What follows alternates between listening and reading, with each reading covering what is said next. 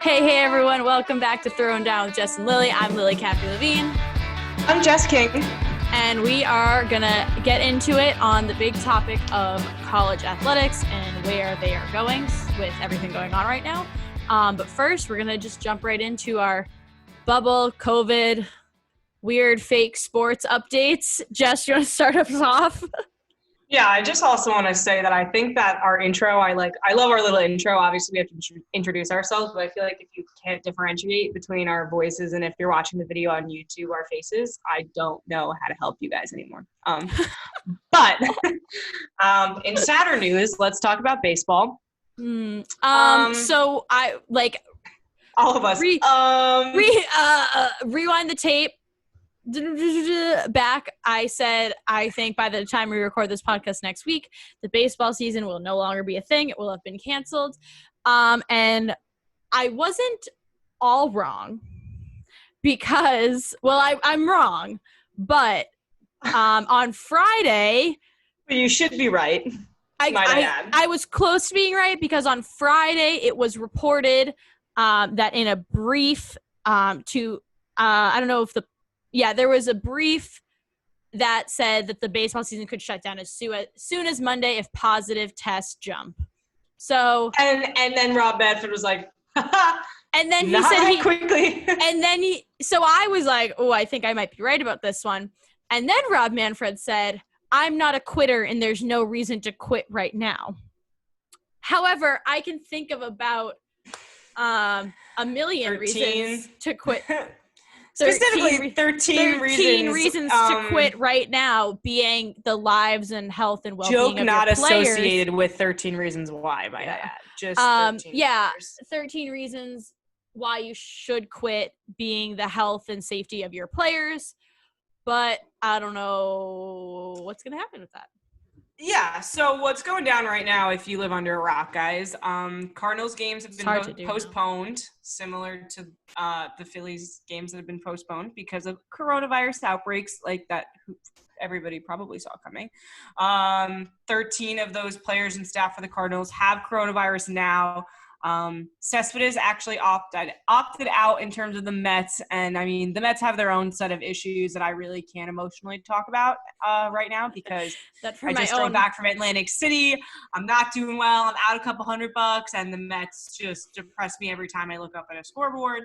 But he's gone, which is great because everybody had all of these funny jokes to talk about him like being kidnapped or something, and then the most obvious and normal thing to happen was that he was going to opt out of the season. So then he did it. I didn't take sports PR. You did.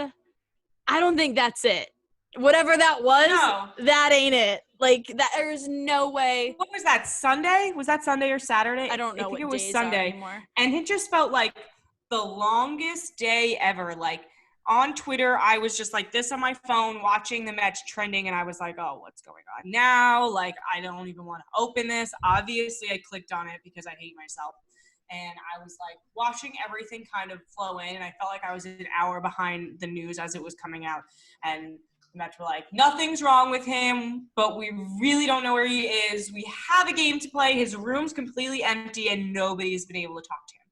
And the Mets are just spewing out stuff like they always do to keep us temporarily happy, but in the long run, we know we're never really going to be happy as Mets fans. So, obviously, he opts out.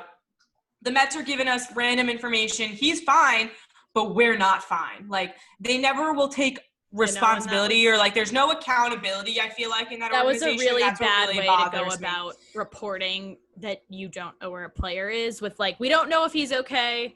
Or if they didn't know if he was okay, they didn't say that. Yeah. They kind of the Mets, nobody had any idea what was going on because the organization itself was telling us one thing, but then the next statement that they came out with in a minute after completely contradicted what they had to say. And it was honestly ridiculous because you're thinking about it like, oh, this is really funny on Twitter, but then like you close Twitter and you're like, in real life, like this could actually be a really bad thing that's going on right now. Like, is he okay? And it ended up just opting out.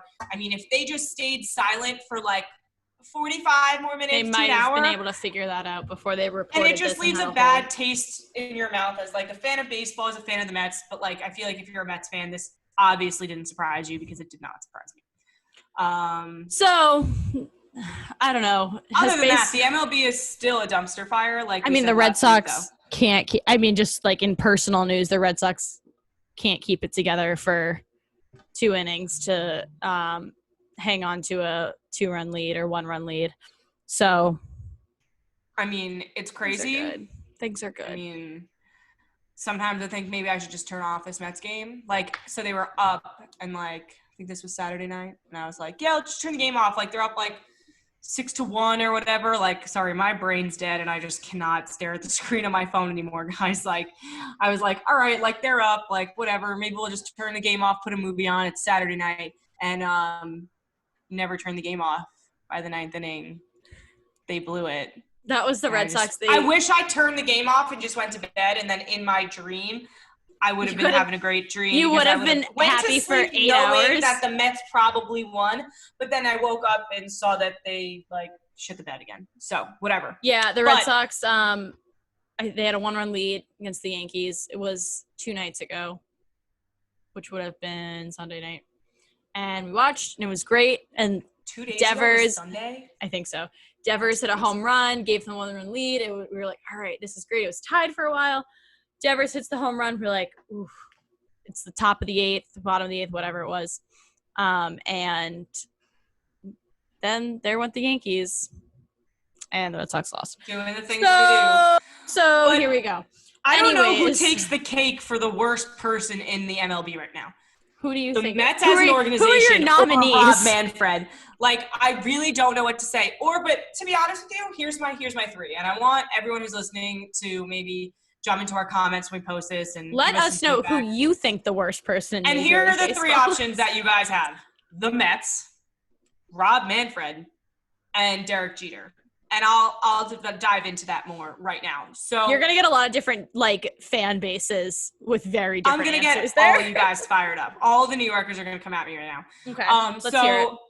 Commish Rob Manfred, quote, remains confident that the 2020 season can continue. He told ESPN's Carl Ravitch on Saturday that there's, quote, no reason to quit now, as you mentioned. Meanwhile, there's positive coronavirus tests everywhere, and they postponed 17 games in 10 days. Good.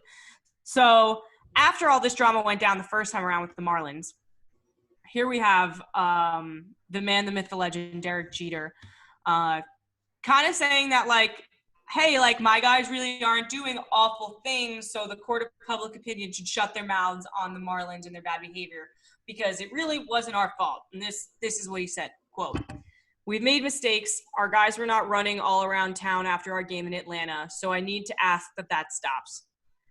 They don't deserve that. We did have a couple of individuals leave the hotel. In our review, it was determined that we had guys leave to get coffee, to get clothes. A guy left to have dinner at somebody's house. There were no other guests on site. There was no salacious activity. Strip clubs. There is no hanging out at bars, no clubs, no running around Atlanta. Okay, what it boils down to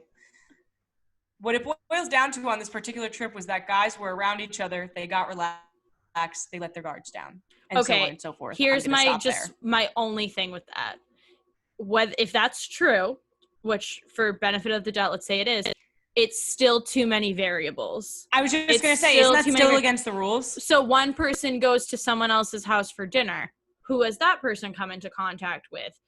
And I think just you're going to get a cup of coffee. Was there anyone at the coffee shop not wearing masks? It's not to put blame on people. It's really not. It's not to say you were wrong for doing this, but it's just you have to understand the variables and the risks that you take by bringing those variables into your situation.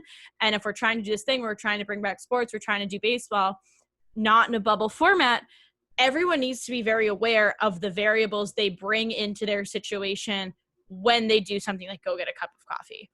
And I know that those are things that people like to do in their everyday life, and no one's going to blame you for that, but I think we just have to get coffee at the hotel. Get the coffee at the hotel. I don't know. It's just it's really tough to tell people how to live their lives without telling people how to live their lives. no one wants to tell you how to live your life, but if we're going to do this baseball thing and we're going to try to bring sports back and you really are responsible for your health and the health of the people around you, you have to take these things into consideration. If you're not doing that, then it doesn't sound like we're ready to bring baseball back.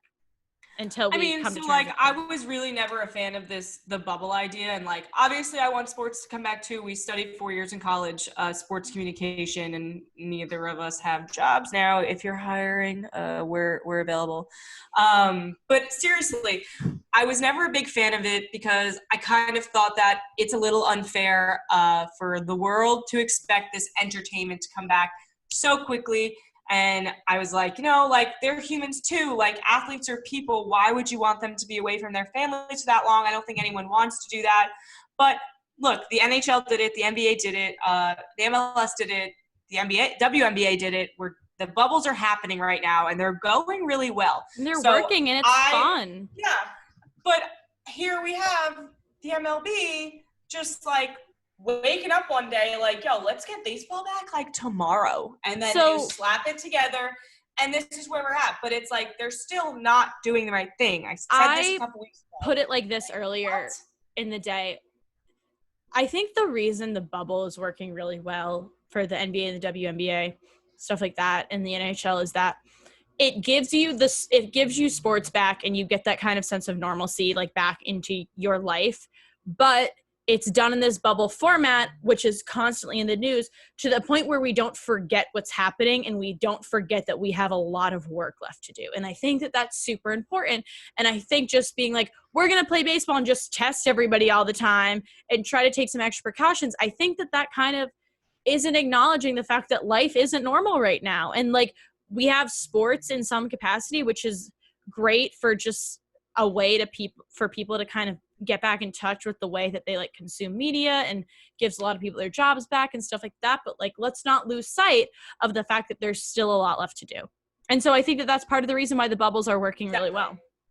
Well, also, and then you have on the other end of that, we have players in the MLB, and probably what's going to happen to the NFL, which we'll probably get into a little bit more next week for you guys. What's going to happen is we have all of these icons, celebrities, athletes, role models to a lot of people running around the country with coronavirus, not taking any precautions, regardless if these Marlins players went to a strip club or went to go get coffee. Obviously, they're not following the rules, and they weren't wearing masks. They weren't social distancing. And then you have all of these diehard fans like, you know what?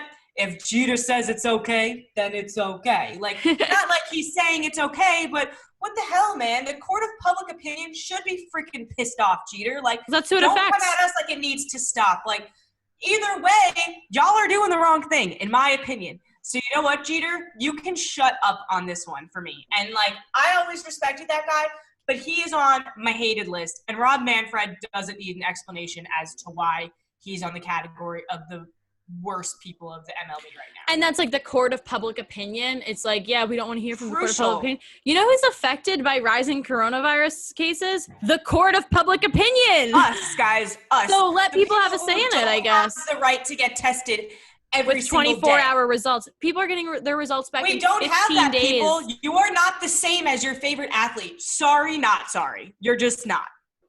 So remember that next time you want to go out and be like, that freaking cool guy walking around without a mask.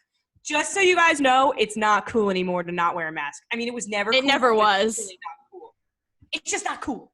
It's not cool. So, quick little NBA bubble update, because the NBA is freaking fantastic. Just why don't you get into it? Brooklyn Nets, are you a Nets fan now? I feel like it's time for you to switch over. No, I won't. I won't, because the Nets were from Jersey. Why? That's true. The Nets are from Jersey, okay? Like, just because they made that transition. I'm also, like, so I'm from Manhattan. I'm not from Brooklyn. So even though I just moved out to Long Island, it's way easier for me to get to a Nets game than it is for me to, like, go all the way into the city and go to a game at MSG. And also, like, I don't have a lot of money to be spending, like, dropping $15 on a vodka soda at MSG. But anyway, like, I'm not a Nets fan. I think they're great. Like, I have a jersey from there. I go to their games. I don't really like Barclays Center. But the Knicks, I'll just stick to my misery tree because it gives me more of a reason. That's fine. You can do that. But I mean, like, come on. Just beat the Bucks. It's Tuesday night. I mean, they are hero of the week because of that. You're giving the Nets hero of the week? Yeah, no, that might be really premature. It's like no, but that's cool. I mean, that's not cool, but like, all right, Nets. It's just like because everybody kind of like, yeah, they just got like Kyrie Irving and Kevin Durant, and everyone was like really hype on them for like 2 weeks because of that. But then everyone's like, well, like they're not playing, so who really cares right now? So I feel like everyone kind of pushed them to the side. Like, you're not going to win until there's fully healthy Kevin Durant and Kyrie Irving figures himself out, basically, as he has every right to be honest with you.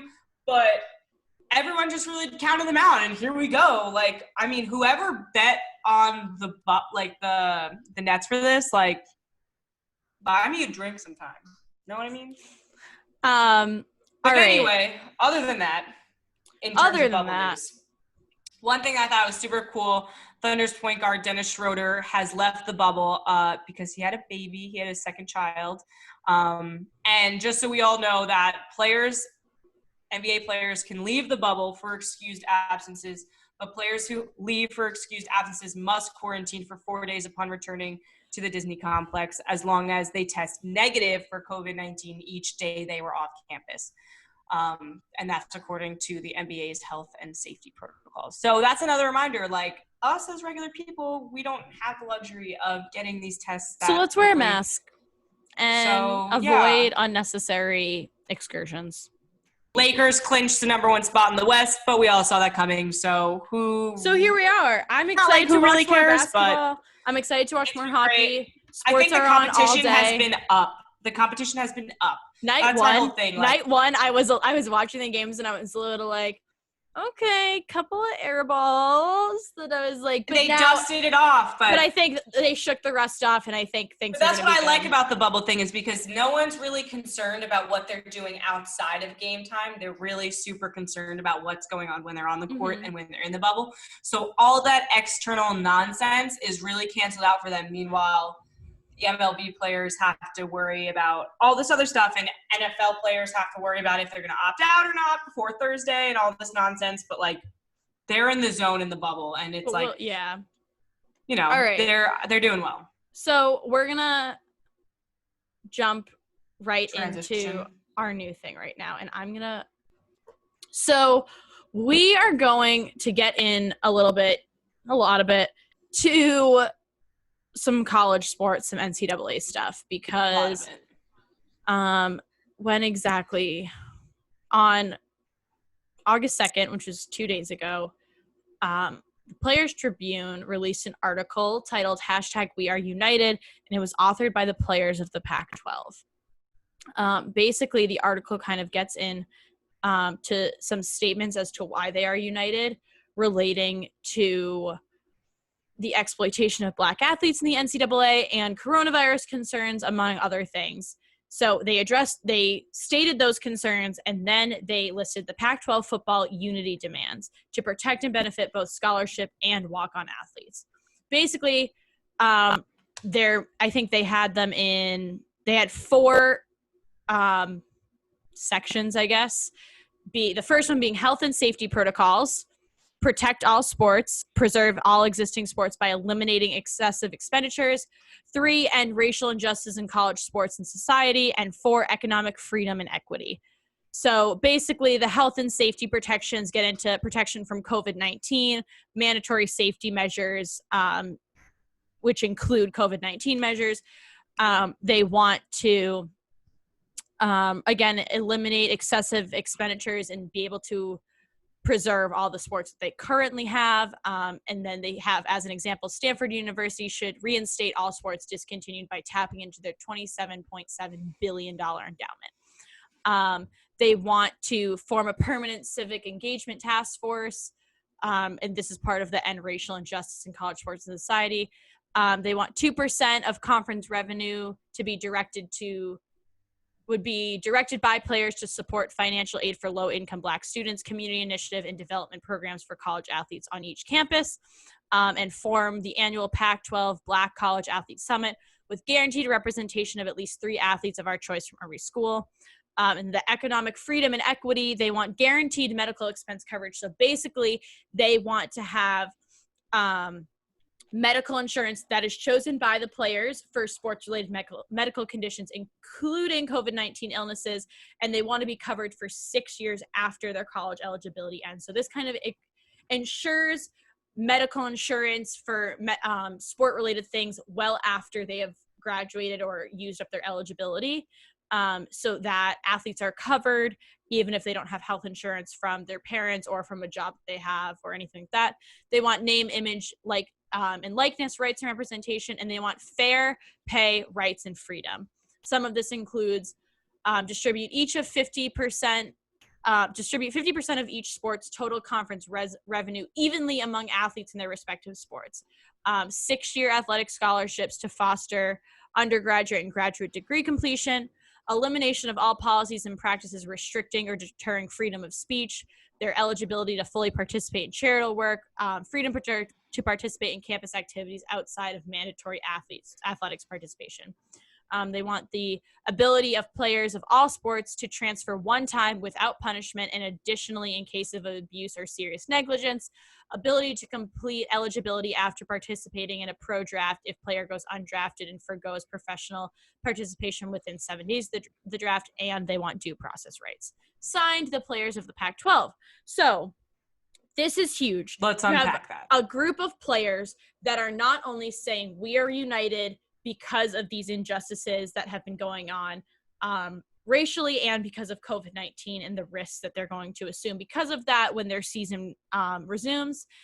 And they made a list of demands. And I think, it's extremely empowering for a group of athletes who are so kind of bound to this system of the NCAA and college football to say, these are our demands and we would like them met. And I think all of their demands were beyond reasonable in terms of the work that these athletes put in.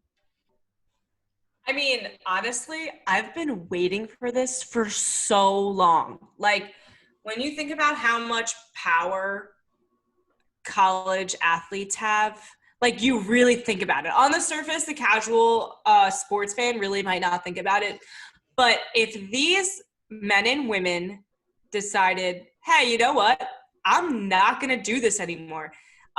See you later, NCAA. Like, they wouldn't make any money. There wouldn't be college sports. They hold all the cards because they have the talent. They are the people who are making this money and not receiving any of the benefits. And yeah, I don't really care. I'm so over, personally, the argument of should we pay college athletes or not. Lily and I participated in the College Sports Research Institute case study competition. And 2 years ago, last year, year and a half ago, we did that. Yeah. And we had based an argument about how to benefit off the name, image, and likeness for specifically men's basketball.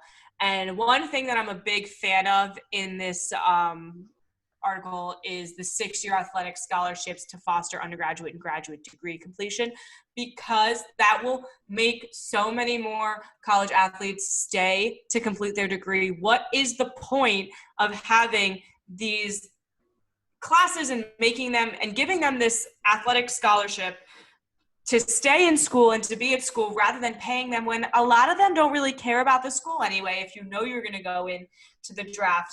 And, like, the average career, like, is really not even that long. It's like 5 years. What are you going to do with the rest of your life if you don't, like, have any passions outside of what you do, regardless if you need a college degree or anything to get work, which, as we all know now, you do need a college degree to get a lot of jobs.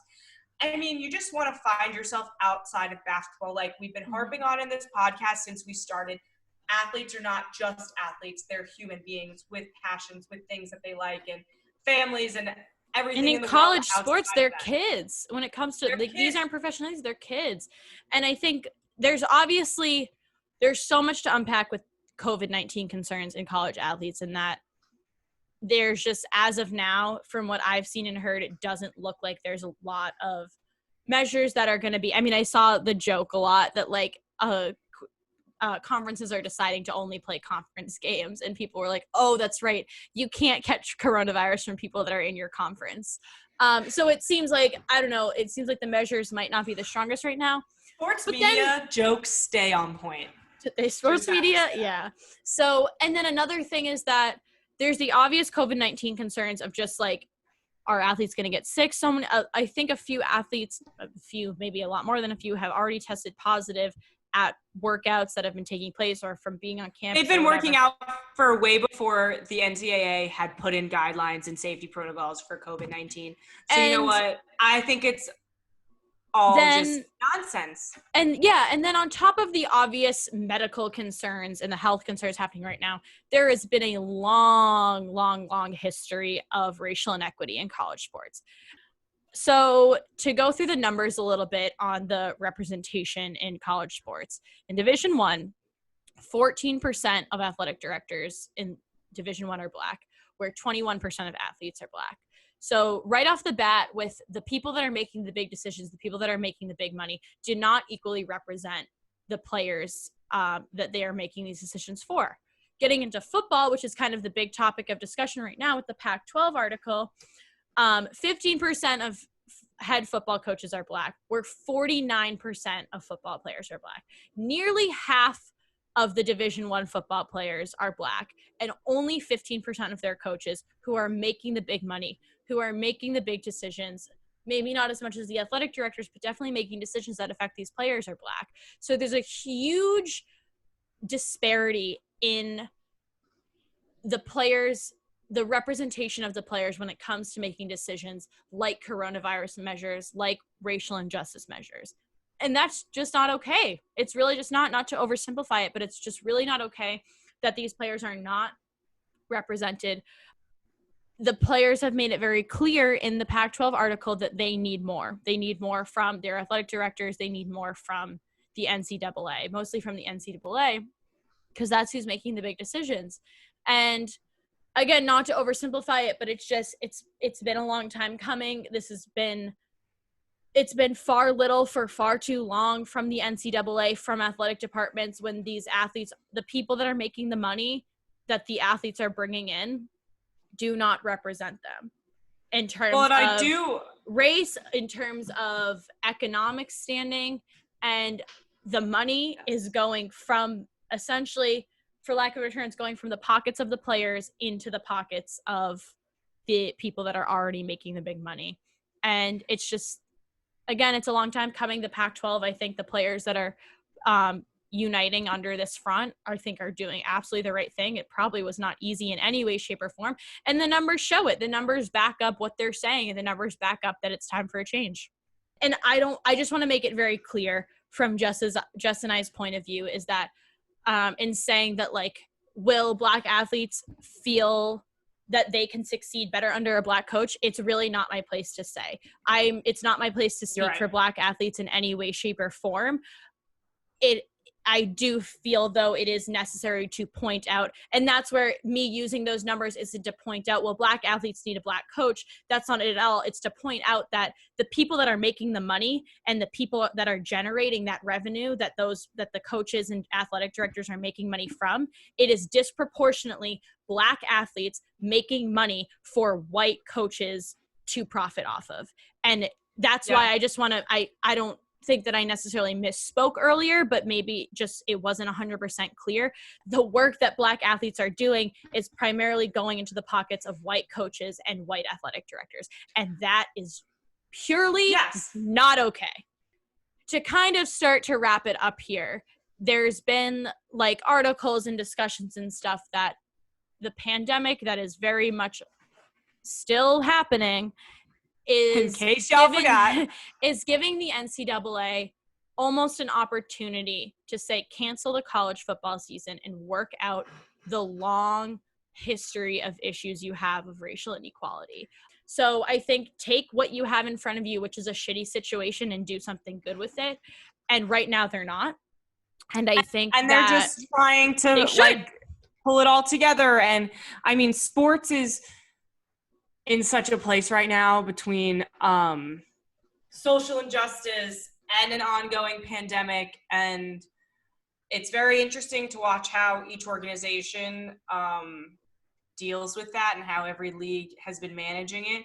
And this is just, this is the peak. This is it. Like, this is like This is the time that you make decisions. There's no, like, NCAA, I'm telling you right now, if anyone's I think listening, it's time to show up or show out. There's no more time for you guys to wait. There's no more time. Like, I don't want to read your stupid next set of return to sports guidelines because I think it's frankly ridiculous if you think that college athletics are playing. I think it's unfair. There's 1, 2, 3, 4, 5 Division I leagues and conferences that have said called it quits, and I'm shocked by that low number. I think it shouldn't be a state by state thing. It shouldn't be. I think it might be conference by conference reflective thing. of what's to come. Maybe though, like I think that the it NCAA might still be early. Grow up, put on their big boy pants or big girl pants, and freaking be like, "What's up? Like, we're not playing anymore, guys. Sorry." Like, and I think that the research and the data and the show of support from other outlets and places and leagues and things is that it's showing that time might be up and that it's time to make some changes.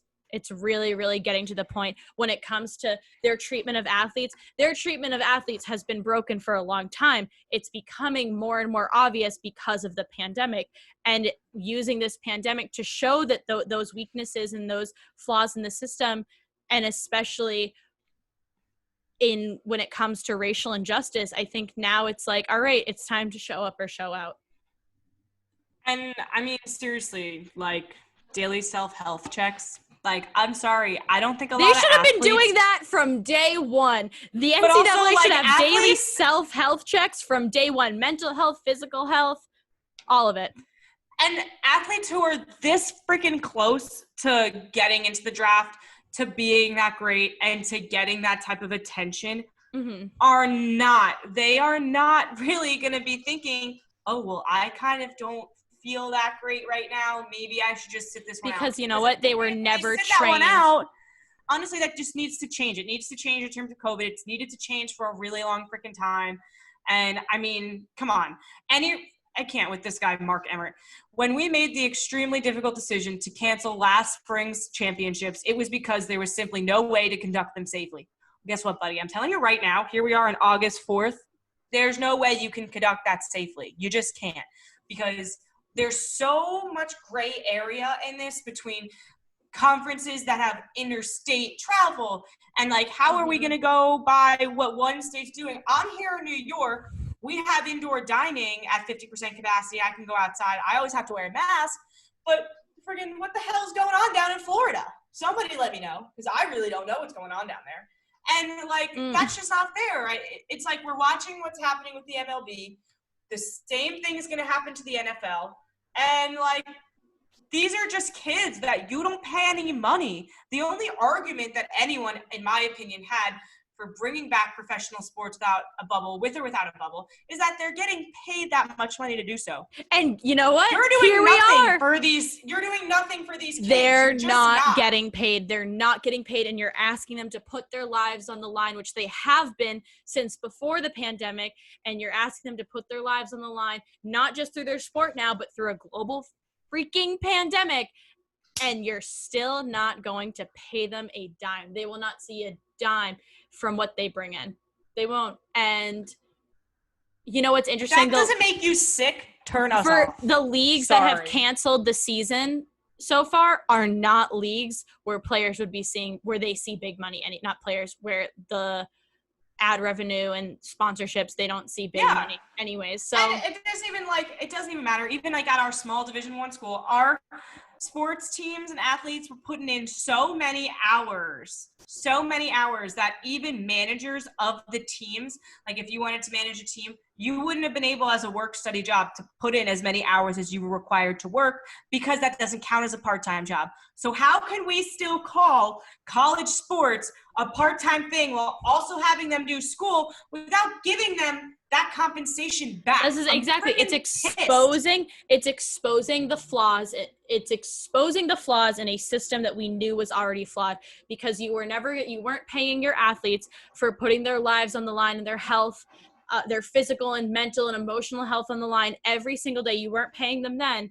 And now it's becoming very apparent how much you don't want to pay them when you're not going to pay them for going out there and doing the same thing and going through the motions of making everybody a ton of money in a global. Oh, but don't worry. Say it with me. In a global athletic scholarship. Say it with me. In a global freaking pandemic. And you're still not going to pay them because that is how much that these athletes are being exploited. And if it wasn't clear before, it is most definitely clear now how much these athletes are exploited. For sure. And I think that member schools must adhere to public health standards set by their local communities. Oh, okay, great. So let's talk local communities in Florida. Conference have to go to California to play San Diego State, but we're over here in New York. That makes no sense. It doesn't make any sense. It doesn't make any sense. Get out loud in your head, Mark Emmert. I hope you're freaking losing sleep tonight. I hope. And there's absolutely no NCAA-wide regulations. There's no conference regulations. And it just seems like the last thing I would ever want is for what's happening in Major League Baseball to then happen to players who are not getting paid, who are going back to their friends and families at the end of each game. And infecting other people. And I just think that that's the worst case scenario. And let's stop it before it happens. Let's not get to worst case scenario. Let's not experience worst case scenario. Let's say, are people going to lose money on college sports this year? Yeah. But is it worth the lives and health of young athletes? Yeah, losing money, it might be. It might be worth. Actually, no, not it might be. It is worth. Losing money is worth, again, say it with me, losing money is worth the health and well-being of your athletes. And that's all I'm going to say. During a global freaking pandemic. And that's the tea. Mic drop, but I'm not going to drop this. Should I do it? No, it was kind of expensive. So after that, emotionally charged, just when you guys thought nobody could do it worse than Rob Manfred, here we freaking are. Here we go. So I think, Jess, do you have anything of the week any favorite thing of the week you want to point out? I do, actually. I'm trying to find it right now. You don't have to hold it up to the screen because I'll crop it in. No, but please describe it for the listeners. It's actually a tweet, obviously, from Worldwide Wob. If you don't follow, you should follow on Twitter. Really hilarious. Kind of like parody on NBA and stuff, but really hilarious. This was a poll on Twitter. Best basketball player LeBron has ever played with. Options are Anthony Davis, Kyrie Irving, Dwayne Wade. Quote, while together, not during their career, those three players. I voted. There's 7 hours and 54 minutes left to vote right now. Anthony Davis is winning with 51%. Kyrie Irving is 10%. I voted Dwayne Wade, 39%. And I'm sorry if you think that Anthony Davis is the best player LeBron has ever played with. I mean, we're only one season in, 2 seasons in. I mean, come on. Yeah, I don't know. What are you not going to talk about? Wait, didn't you have LeBron and Dwayne Wade with Bosch on the Heat? Come on. Get a clue. You know who voted on all these things? I'll tell you what, 12-year-olds. That's who. Did you? I thought you had another one that you sent me earlier today. I have one that I thought was really funny that I tweeted that you sent me an Instagram. You sent me an Instagram story. I'm going to look for it right now. It's somebody's Instagram story? Well, it's mine.